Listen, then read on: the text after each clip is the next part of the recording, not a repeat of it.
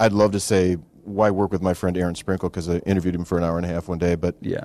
I just dig that guy. Yeah, he's amazing. One of my he's best amazing friends, and quirky and lovable, and I think super talented. And I don't know why his Fair records didn't gain more traction and all that stuff. And maybe it's just because he's got a solo record they just finished, and it's phenomenal. Really? His best work.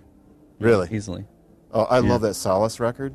Yeah, I mean, he's he's really good, man. So talented, and loved the chance to get to work with him. Was this the first time with him, too? Yeah, we've been friends with him for 10 years or so. Well, now that he moved to Nashville, it makes it a little bit easier. Right? Yeah, and that's really what it was. Like, we had kind of been talking to him, and he had moved to Nashville maybe a week earlier, and he came over to my house, and we were running through a bunch of the new songs.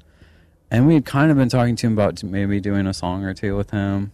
Because we did the rest of the record with Paul Moak, who is way 90s rock. Like, he hates pop music. He hates, like, keyboards and fake drums, and, like, he's just, I want it raw and live and band song.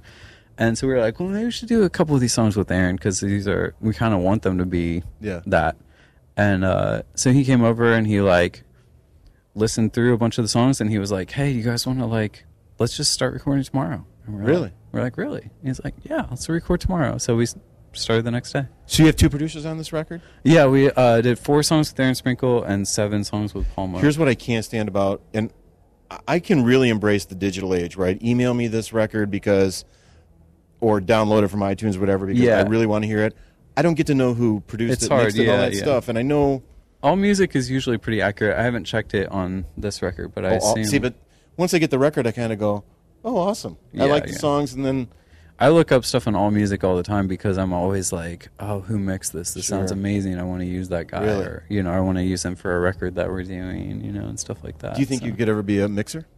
Someday, yeah, definitely. I think I could be really good at it. It's kind of like another type of science. I spoke with Aaron Sprinkle for a long time, and I think he's a phenomenal mix guy. He mixed a song on the new One Republic record that he worked some on, and really, yeah, it was nice for him. Yeah, I mean, they called him the day before it was due, and they're like, hey, we've had the song mixed twice, and your board mix still crushes both of those, so can you finish it? And he was like, sure, done. Wow. Yeah, so, I mean, like, he is phenomenal at mixing, but he said he doesn't really like to do it that much. He doesn't want to only be a mix guy. He said for him, when his brain goes into that mode and he's, EQing a kick drum for 2 hours, you kind of like lose the bigger picture of the song. See, to me, mixing would never end except for the deadline. That's what he said too, yeah. And he said that's not that everything isn't kind of like that, but still, he said that's really frustrating for him, yeah.